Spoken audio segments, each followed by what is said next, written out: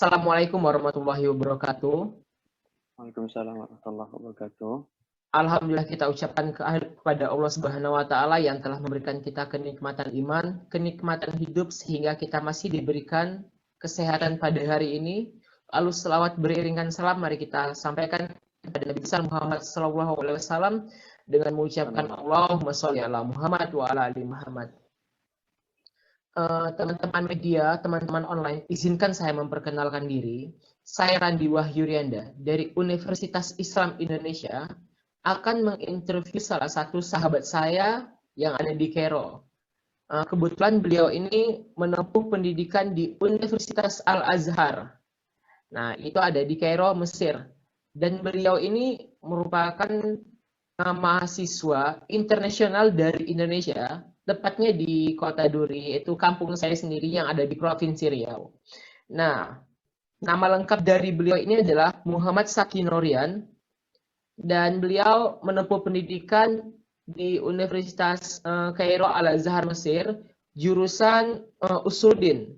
Jadi di sini saya akan mempertanyakan beberapa pertanyaan kepada beliau tentang bagaimana sih kehidupan yang ada di Mesir tersebut. Jadi di sini saya akan menanyakan 5 pertanyaan kepada beliau. Assalamualaikum Saki. Waalaikumsalam warahmatullahi wabarakatuh. Gimana kabar Saki? Alhamdulillah baik. Antum sendiri gimana kabarnya? Alhamdulillah baik Saki. Gimana di Kairo sekarang? Sehat kah? Alhamdulillah ya kurang lebih aman-aman aja sih. Aman-aman aja sih. COVID-19 di sana gimana? COVID-nya kalau perkembangan COVID jujur aneh pribadi karena kita nggak nonton TV meskipun ada ya TV di sini, cuma gara-gara kita ya mahasiswa itu jarang nonton TV, jadi nggak tahu nih perkembangan COVID di Mesir bagaimana. Mungkin sebagian besar kita tahunya malah perkembangan COVID di Indonesia gitu, karena yang kita lihat di sosial media gitu kan. Kalau di Mesir sendiri untuk COVID kayaknya nggak terlalu separah di Indonesia gitu, nggak terlalu parah, bahkan kayak gimana ya, pemerintah itu seakan-akan hanya menganjurkan kayak penggunaan masker, cuma menganjurkan tapi tidak mewajibkan gitu. Tapi memang ada aturan kayak malam misalnya toko-toko itu wajib tutup jam 9 malam, udah nggak boleh ada yang ngumpul-ngumpul lagi gitu ya. Sejauh ini begitu gitu. Berarti sangat bertolak belakang dengan Indonesia sekarang. Kalau di Indonesia sendiri pemerintahnya gercep banget. Jadi toko-toko di sini jam 8 udah tutup. Jadi sekarang menggebu-gebu COVID yang ada di Indonesia, terutama di Jogja sendiri. Kebetulan aku sekarang lokasi di Jogja. Nah, makanya sekarang kalau di Jogja itu jam 8 malam itu semua toko udah tutup. Nah, gitu. Jadi berbeda sama di sana. Di situ cuma dianjurkan pemerintah untuk memakai masker. Nah, jadi gini Saki. Ada pertanyaan buat ente lah. Di sana itu tentang komunikasi budaya. Nah, jadi ada pertanyaan yang akan saya sampaikan kepada kamu. Nah, itu pertanyaan yang pertama itu adalah, selama berada di Mesir, sungguh banyak pasti telah melakukan proses adaptasi dengan gaya komunikasi yang berlaku di sana. Apakah di Mesir juga menggunakan bahasa-bahasa metafora dalam proses komunikasi sehari-hari, seperti yang sering kita gunakan di tanah air? Nah, itu gimana menurut pandangan kamu, Saki? Ya, jadi gini ya, Mesir. Kita berbicara tentang bahasa Arab dulu ya. Ini suaranya jelas kan? Alhamdulillah jelas. Ya? Jelas ya. Oke. Perlu kita ketahui pada dasarnya dalam ilmu bahasa Arab itu memang ada bab khusus yang memang dia membahas tentang metafor tadi itu. Yang antum bilang metafor, memang ada bab khusus yang membahas tentang metafor dan macam-macam metafor itu. Nantinya kita bagi orang yang memang memperdalam bahasa Arab, memang mempelajari bahasa Arab itu ada pelajaran khusus namanya balaghah. Ilmu balaghah. Nah, itu memang wajib dipelajari bagi orang-orang yang ingin mempelajari bahasa Arab. Nah, untuk metafor sendiri, untuk berbicara tentang metafor sendiri, itu ada bab metafor ini kalau dalam bahasa Arabnya tashbih. Tashbih. Jadi seperti penyerupaan ya. Nah, tasbih ini sendiri ada macam-macamnya, dan di bab tasbih itulah nanti dibahas khusus, ada macam-macam tasbih itu banyak. Nah, yang perlu diingat nih, Randi, Ya. kalau bicara bahasa Arab, kalau bicara bahasa Arab di Mesir, khususnya di Mesir, itu tuh berbeda dengan bahasa Arab resmi yang biasanya atau pada umumnya siswa atau siswi di Indonesia pelajari. Jadi beda. Nah, yang biasa kita pelajari, yang biasanya siswa-siswi pelajari bahasa Arab di Indonesia, itu bahasa Arab resmi atau bisa dibilang bahasa Arab fushah. Bahasa Arab fushah. Nah, adapun Mesir itu untuk kesehariannya, contoh di pasar atau di lingkungan keseharian, mau kita ngomong misal di warung mau beli apa, atau ya keseharian lah ya, keseharian itu menggunakan bahasa gaul atau amiyah, atau ada yang juga bilang lajhah, bahasa amiyah Mesir. Nah, bukan cuma di Mesir aja.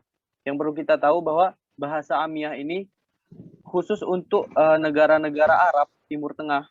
Itu tiap negara itu ada bahasa amiyahnya masing-masing. Nah, contoh di Mesir ada bahasa Arab amiyah Mesir. Gimana bahasa Arabnya beda sama bahasa Arab di Tunisia, bahasa Arab di Sudan, atau bahasa Arab di Saudi. Itu ada bahasa amiyahnya masing-masing. Akan tetapi untuk yang resmi itu bahasa Arab fushah kita pakai gitu. Contoh bahasa Arab fushah yang paling gampang kita lihat bisa di Al-Quran. Al-Quran itu menggunakan bahasa Arab fushah. Dari segi bahasa ya, meskipun Al-Quran ini ya kalam Allah gitu kan, nggak bisa disamakan dengan yang lain gitu kan. Tapi dari segi bahasa yang kita pelajari biasanya itu bahasa Arab Al-Quran, yaitu bahasa Arab fushah gitu. Nah, kalau di Mesir itu bahasanya amiyah. Nah, dan bahasa Arab fushah ini, Randi, itu penggunaannya itu cuma untuk hal-hal yang bisa kita kategorikan istilahnya resmi gitu. Contohnya gimana? Contohnya kayak di perkuliahan, atau berita-berita di TV, atau berita-berita di sosial media, buku-buku bacaan, koran. Nah, itu biasanya kebanyakan menggunakan bahasa Arab fushah atau bahasa Arab resmi gitu. Nah,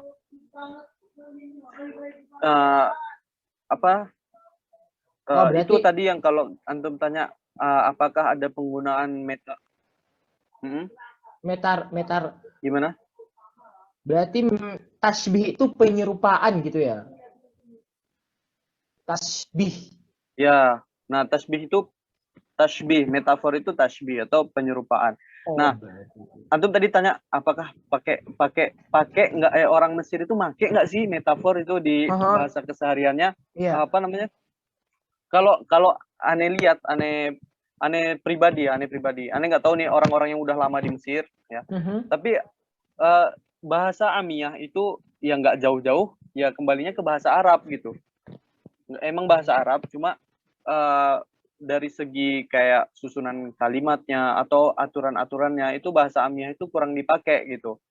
Nah, jadi kalau untuk metafor itu udah kembali ke adat orang Arab gitu.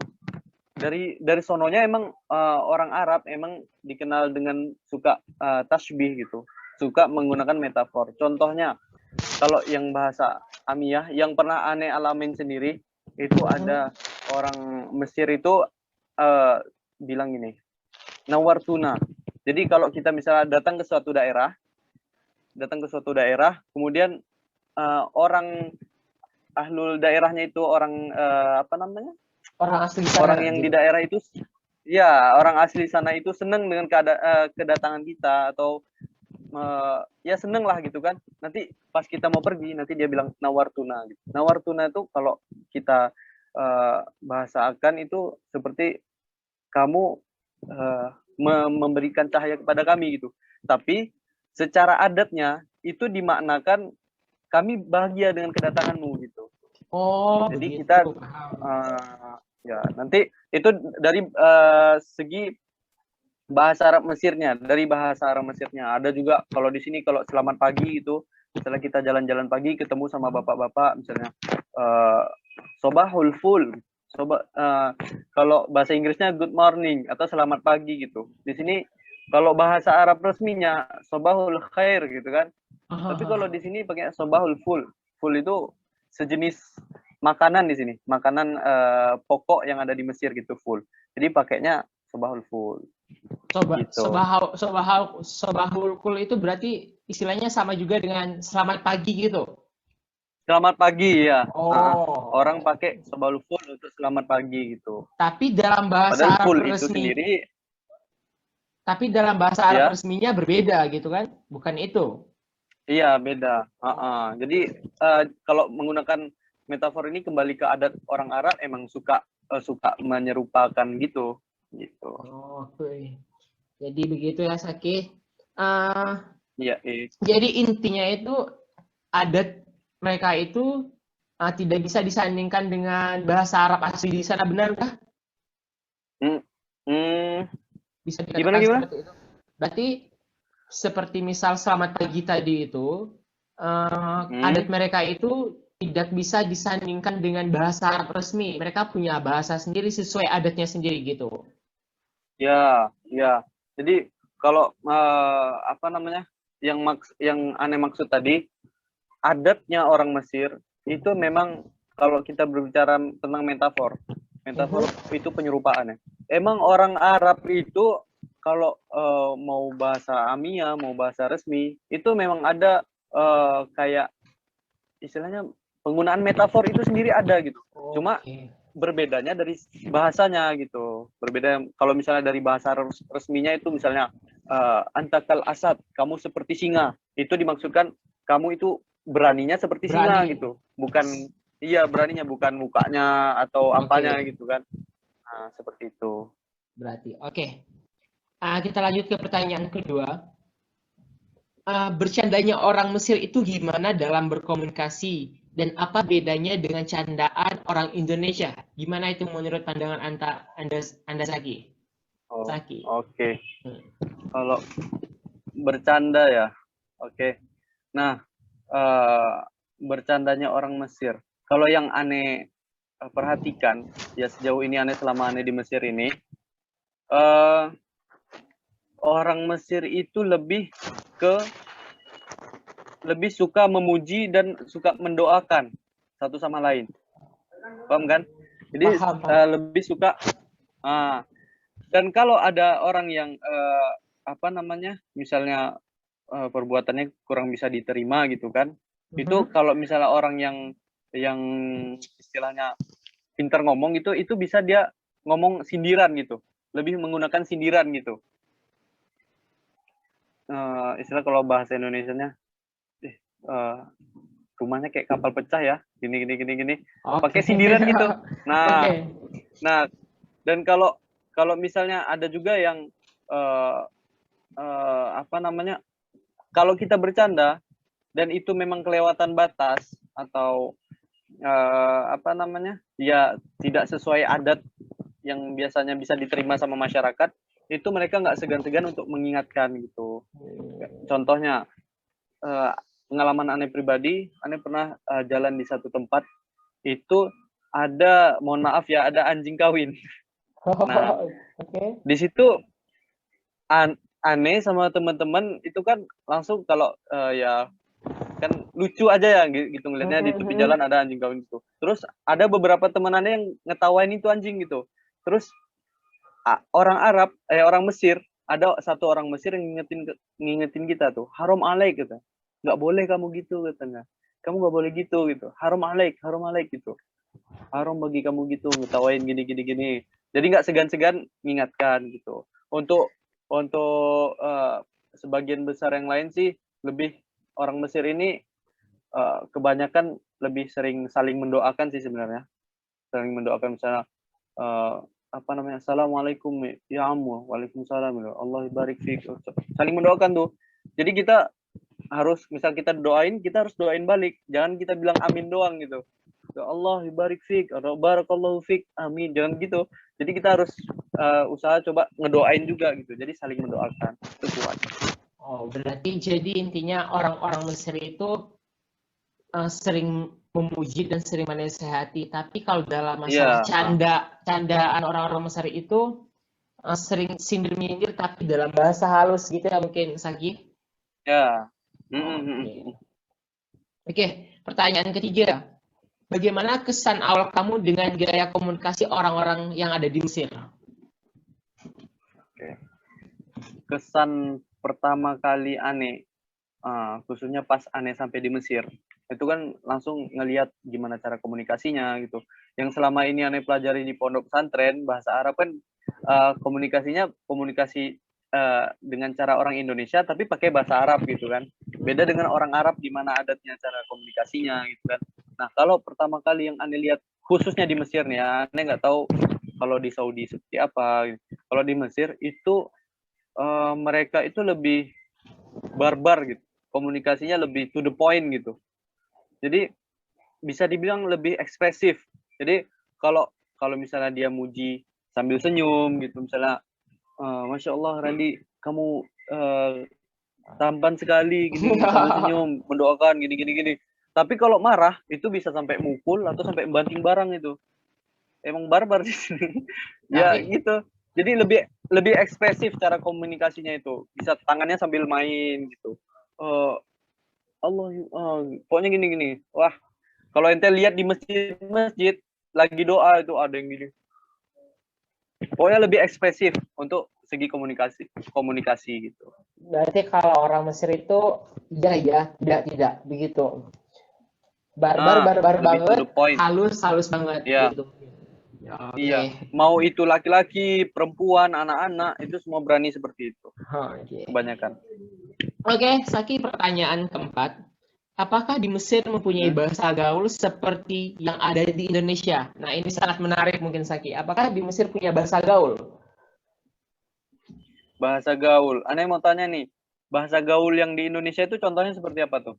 Eh, Kalau logo itu kan kalau semasa kita waktu masih SD itu logo itu kan bahasa gaul. Tapi padahal enggak, itu emang udah budaya orang-orang yang ada di daerah Jakarta gitu. Mungkin Ya. kalau di Indonesia mungkin seperti OTW guys, mungkin seperti itu. Oke. Mungkin lebih kayak kalau guys mungkin serapan dari bahasa Inggris lah ya. Iya. Nah, kalau bahasa gaul kalau di Mesir yang aneh tahu bahasa gaul itu maksudnya ya bahasa Mesir Amiyah itu. Jadi kalau dibilang bahasa nggak gaul, ya itu bahasa Arab resmi tadi, usaha tadi. Oh, Jadi begitu. emang secara umum orang sini emang menggunakan bahasa gaul atau Amiyah itu tadi. Nah, jadi kalau misalnya mau nggak gaul, ya udah pakai bahasa Arab resmi. Pakai bahasa Arab Tapi resmi. kalau kita menggunakan bahasa Arab resmi pas lagi di pasar, misalnya contoh, kalau misalnya ente mau beli beli cabe gitu di pasar gitu, ente pakai bahasa Arab resmi. Ya ummi, ana uridu an astaria ini apa gitu kan, saya pengen beli nih. Tuh ketawa tuh yang jual tuh. Kok pakai bahasa resmi sih gitu. Saking istilahnya jadi terlalu resmi untuk digunakan untuk keseharian atau apalagi di pasar gitu. Jadi kalau untuk bahasa gaul yang yang kayak di Indonesia misal lo gua atau di tempat lain pakai aku kamu atau apa ya?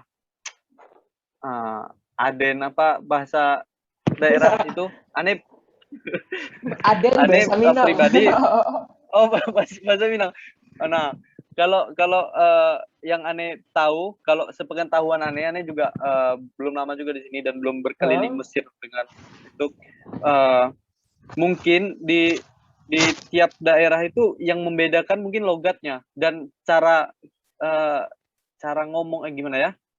Cara ngomongnya gitu. Mungkin bahasa nggak membedakan, cuma dari logat sama cara ngomongnya. Contoh ada senior yang udah lama di sini bilang kalau orang-orang daerah Darosa, di sini ada namanya daerah Darosa. Darosa itu atau daerah Kairo itu orangnya lebih barbar daripada orang-orang yang di daerah Alexandria.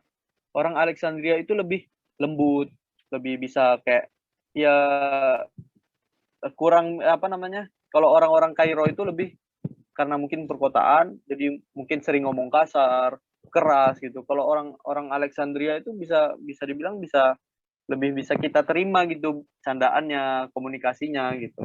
Jadi bisa lebih lembut. Mungkin dari segi bahasa nggak ada perbedaan, cuma dari segi cara penyampaian mereka gitu. Oh, oke. Oke, pertanyaan kelima, bahasa apa yang kamu gunakan ketika berkomunikasi dengan orang non-Mesir dan orang Indonesia di sana? Nah, ini yang pertama komunikasi dengan orang Indonesia ya. Kalau bisa ngomong Indonesia ngapain ngomong bahasa lain gitu kan? Ya kalau orang Indonesia mungkin aneh sama teman-teman yang aneh yang Indonesia ngomongnya Indonesia. Jadi lebih litas hil ya untuk lebih mempermudah gitu. Mudah kan ngomong Indonesia. Ketemu sama orang Indonesia ngomong bahasa Arab. Mikir 2 kali gitu kan. Nah, kalau untuk orang Indonesia itu. Tapi kalau untuk orang non Mesir, nah jadi kalau di Mesir ini kalau dibilang orang Indonesia itu banyak sekali orang Indonesia, mahasiswa, TKW, TKI itu banyak. Terus ada juga orang Malaysia, orang Thailand. Nah, kalau ngomong sama kebanyakan ya Mas, kebanyakan masisir itu mahasiswa Indonesia yang ada di Mesir. Itu ngomong sama orang Indonesia, Malaysia, Thailand, itu masih bisa kita pakai bahasa, ya mungkin bisa dibilang bahasa Indonesia atau bahasa Melayu gitu. Karena mereka masih paham. Misalnya contoh, aneh ketemu orang Malaysia nih, di mana gitu kan, ngomongnya masih bisa, Ustadz tahu masjid ini di mana nggak? Gitu. Dia masih paham gitu kan. Jadi orang yang masih satu rumpun sama kita, mungkin kita pakai bahasa kita, mereka masih bisa paham gitu.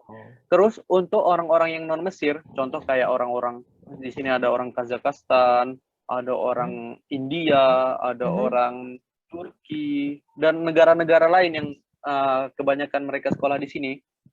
Itu kita pakai bahasa Arab Fushah, yang bahasa Arab resmi gitu. Jadi karena kita seringnya kita tuh ketemu sama teman-teman yang dari luar negeri itu karena di kampus gitu kan. Nah, jadi seringnya kita pakai dan apa namanya menggunakan kalau ngobrol sama mereka ya mungkin pakai bahasa Arab Fusha gitu, karena yang mereka pelajari juga di negara mereka untuk bisa kuliah di Al-Azhar, untuk bisa kuliah di Mesir itu memang bahasa Arab Fusha, karena kita memang kuliahnya dari kitab-kitab, dari dosen yang ngajar itu memang pakai bahasa Arab Fusha karena bahasa Arab resmi. Jadi untuk memudahkan komunikasi kita ngomong sama orang Sudan, Kazakhstan, atau orang-orang yang lainnya, kita pakai bahasa Arab Fusha. Lebih-lebih kalau nggak tahu bahasa Arab Fushanya, misalnya aku nggak tahu bahasa Arabnya pintu nih, yaudah aku pakai bahasa Inggris saja gitu. Kadang ada juga beberapa yang pakai bahasa Inggris gitu. Oke. Berarti bahasa Inggris kurang diminati di sana ya, mungkin Saki? Untuk bahasa Inggris mungkin apa ya? Dipelajari, cuma karena nggak terlalu terpakai mungkin. Karena nggak terlalu terpakai. Tapi untuk orang yang mau tetap belajar bahasa Inggris bagus, karena di sini mungkin ada yang apa namanya? Beberapa universitas atau beberapa fakultas yang memang bahasa Inggrisnya dipakai gitu. Karena di Al-Azhar sendiri pun bukan cuma jurusan agama aja, karena ada nanti jurusan kedokteran, fakultas bahasa Inggris pun ada juga. Gitu. Jadi bahasa Inggris tetap penting sih sebenarnya. Gitu. Oke. Ini terakhir mungkin Saki. Mungkin ente bisa menjelaskan sinopsis atau kesimpulan buat calon-calon mahasiswa internasional dari Indonesia untuk kuliah di Kairo. Nah, itu bagaimana sih kehidupan masyarakat di Mesir itu, atau bagaimana sih kultur mereka, bahasa mereka itu, mungkin bisa dijelaskan kepada calon-calon teman-teman mahasiswa Indonesia yang ingin kuliah di Kairo. Coba jelaskan secara singkat mungkin. Oke, sure. Jadi untuk teman-teman atau adik-adik yang pengen lanjutkan sekolahnya atau pendidikannya khususnya ke Mesir, itu memang untuk dasar sekali itu bahasa. Karena nanti beberapa tahun terakhir ini yang diteskan untuk bisa lolos ke Mesir itu bahasa. Jadi tahun-tahun sebelumnya itu dari ilmu tauhid, fikih, itu sejarah Islam itu diteskan untuk ke Mesir. Tapi untuk beberapa tahun terakhir ini itu cukup tes bahasa saja, bahasa Arab dan kaedah-kaedah bahasa Arabnya. Kalau lolos bisa ke Mesir gitu. Jadi dari segi bahasa. Tapi untuk ilmu syariah, ilmu agama Islam itu juga menjadi bekal dasar yang penting juga untuk menempuh pendidikan di Al-Azhar. Jadi emang betul harus benar-benar belajar juga untuk ilmu syariat Islam, karena susah nanti kalau udah sampai di sini belajar agama Islam, belajar syariat Islam, tapi rukun Islam nggak hafal, rukun iman nggak hafal gitu kan. Nah, yang pertama itu. Terus untuk adaptasi, kalau khususnya ke Mesir, kita nggak bisa nanti kalau secara umum sih orang baru bisa adaptasi nanti ke sini, udah nyampe di sini baru bisa paham gitu. Jadi susah kalau mau ngejelasin ke kamu nih nanti harus gini ya di Mesir. Kalau udah sampai Mesir gini. Kalau nggak ngerasain langsung itu kurang gitu ya. Gimana ya? Berarti di mana bumi kita pijak, di situ langit kita junjung gitu. Nah iya. Jadi nanti bakal paham sendiri dan bisa beradaptasi sendiri nanti ketika sampai di sini, bahwa nanti kalian bakal tahu bahwa orang Mesir itu, apalagi kebanyakan mahasiswa Indonesia itu tinggal di Kairo, orang-orang Mesir itu istilahnya bisa dibilang bahasa kitanya barbar lah ya, keras gitu. Terus di sini juga kalau kita lihat di sini banyak, kalau anjing itu udah biasa, maksudnya hewan anjing itu udah berbaur sama manusia udah biasa, dan ukurannya nggak se anjing-anjingnya di Indonesia, ukurannya bisa gede-gede itu, bisa sampai sepinggang, itu gede-gede banget. Terus nanti kalian bakal diherankan dengan pemandangan ada kambing di atas genteng, ada pokoknya budayanya sangat berbeda sekali di Indonesia, adatnya juga. Pokoknya bakal bisa paham sendiri bagaimana budaya, adat, atau cara komunikasi orang Mesir, orang Arab Mesir yang ada di Mesir ini, bakal kita bisa tahu kalau kita nanti sampai di sini. Yang penting untuk bisa ke sini, siapkan dulu bekal dari bahasa Arab sama ilmu-ilmu agamanya. Nanti di sini baru kita bisa tahu bagaimana budaya atau adat orang Mesir gitu. Oke. Teman-teman, alhamdulillah kita udah mendengarkan penjelasan dari Saki Nurian. Itu adalah mahasiswa internasional dari Indonesia yang kuliah di Al-Azhar di Kairo, Mesir sekarang.